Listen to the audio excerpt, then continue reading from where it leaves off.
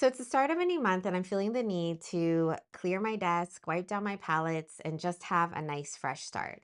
But before I file this away, I wanted to show you some of the work that I painted in January. This year, I told myself I would try to be more intentional about painting for myself and making time for my own creative practice. So let's see what I actually accomplished. So this was the first thing that I painted in January, and it happened to be done live on a Zoom call with my members inside of Paint With Me. In January, our focus was on the technique of washes, so flat washes and gradient washes inspired by sunrises. On our live call, what we did was we took our washes and we advanced them a little bit further by adding some clouds and then adding silhouettes over the top of it just for fun. This year, I'm trying really hard to make space and time for my own painting. I did something I've always wanted to do, which was to look into submitting some of my artwork to mint it. And so this challenge happened to be on their website when I went to go look, and it was for these die cuts that they're doing this year. They had a lot of shapes like palm trees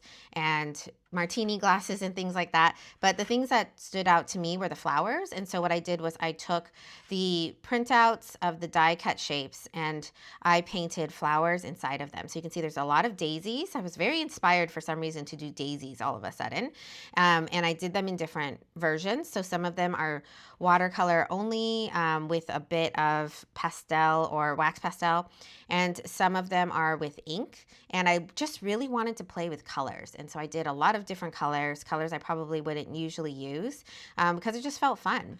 There was also a peony and a hibiscus I thought I would try. And I did like some of these enough that I actually submitted them to the challenge. So I think that it was really just a nice way for the challenge to spur a little bit of inspiration for me to get started with. The next thing I painted was again a live session and more gradient or graded washes. I hosted a free open live session for anybody who wanted to come and learn a little bit about tips on how to get a flat wash and how to paint some graded or gradient washes. So if you were there and you're watching this, I hope you had a great time and you learned something. So in January, I also switched gears and I went from really colorful washes to brush control practice and only painting in black. I did these as exercises for February's exercises inside of Paint With Me. So this month inside of Paint With Me, we are doing some work in celebration of Lunar New Year, and I wanted to do something that was close to my heritage. And this is Chinese brush painting and calligraphic marks. I am not a master. I'm nowhere near it. I'm not very good at it, but I think there's something to be learned even if we're trying to mimic or copy how they do it. So there's a nuance to how brushes move and how they get manipulated in Chinese calligraphy and brush painting